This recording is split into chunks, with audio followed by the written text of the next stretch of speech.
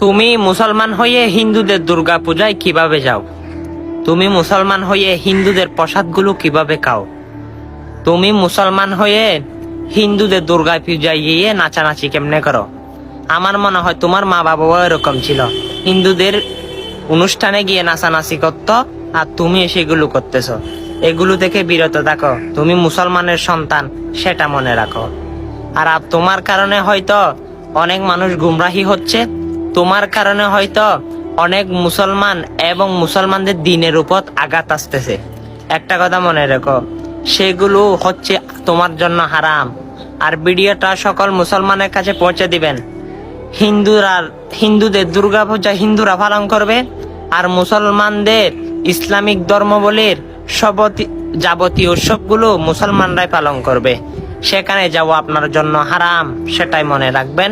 ভিডিওটা অতি শীঘ্রই সকল মুসলমানের কাছে শেয়ার করে দিবেন। আমিন।